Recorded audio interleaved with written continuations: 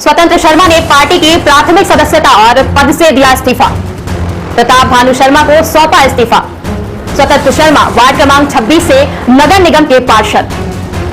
तेज खबर 24 में इस वक्त की बड़ी खबर आ रही है रीवा शहर से, जहां कांग्रेस पार्टी से पार्षद ऋषिकेश त्रिपाठी और स्वतंत्र शर्मा ने पार्टी की प्राथमिक सदस्यता और पद से इस्तीफा दे दिया है।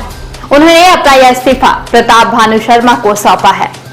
तो यह है इस वक्त की बड़ी खबर रीवा शहर से, जहां कांग्रेस पार्टी से वार्ड पार्षद ऋषिकेश त्रिपाठी और स्वतंत्र शर्मा ने पार्टी की प्राथमिक सदस्यता और सभी पदों से इस्तीफा दे दिया है।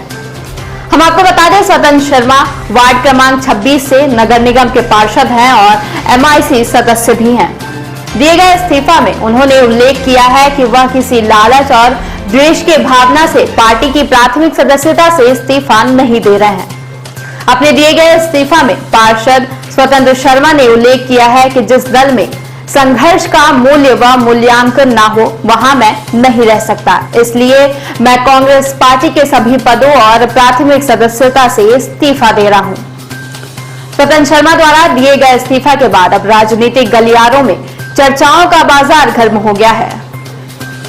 स्वतंत्र शर्मा जी, आज आपने कांग्रेस पार्टी से अचानक इस्तीफा दे दिया, ऐसा क्या वजह थी?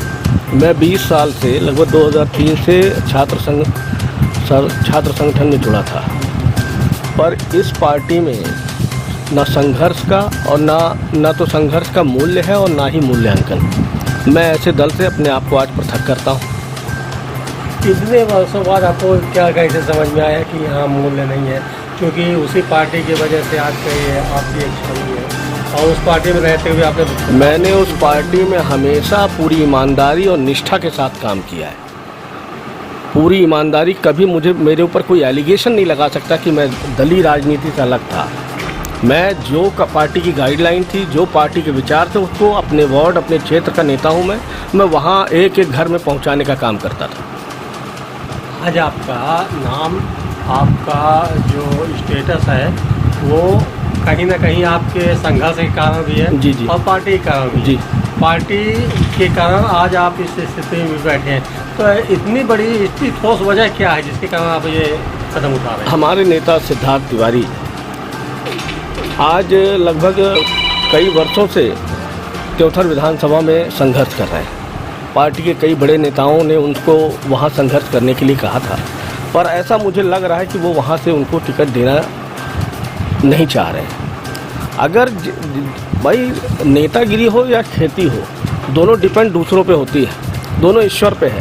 आप कोई आदमी अपना समय नष्ट कर रहा है, मेहनत कर रहा है, आप उसका मूल्यांकन नहीं कर रहे हैं। कौन सर्वे कर रहा है? हमारी पार्टी वो लोग चला रहे हैं जो दूसरी पार्टी से आए हुए, जिसके बाबा जी 1972 से जो परिवार राजनैतिक रूप से कांग्रेस पार्टी का था, 2013 में कोई आया, आप उसको 2-2 बार टिकट दे रहे हैं, कार्यवाहक अध्यक्ष बना रहे हैं, सोसाइटी का चेयरमैन बना रहे हैं।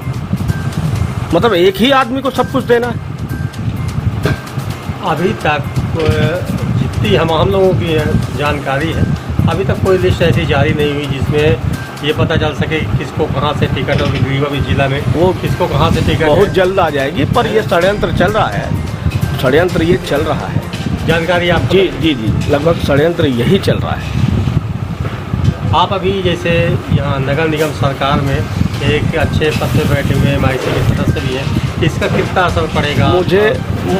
मेरा कोई असर नहीं पड़ेगा। मैं अपने घर में, मेरी पत्नी और मेरी माता जी 3 वोट हैं, वो मैं कांग्रेस पार्टी में अभी तक जो निरंतर देता था वो मैं नहीं दूंगा। और मुझे कांग्रेस पार्टी से ना तो शहर में किसी प्रकार का कोई पद चाहिए और ना मैं किसी पद में था भी। MIC सदस्य था, मैं उससे भी इस्तीफा देता हूँ। मतलब कुल मिला के पूरी तरह से आप कांग्रेस का त्याग कर रहे हैं? बिल्कुल। आप महापौर अजय मिश्रा बाबा से भी एक घनिष्ठ प्रेम भी है और उनसे जुड़े हुए, वो कितना असर पड़ेगा नगर सरकार पे आपके? वो कोई असर नहीं पड़ेगा।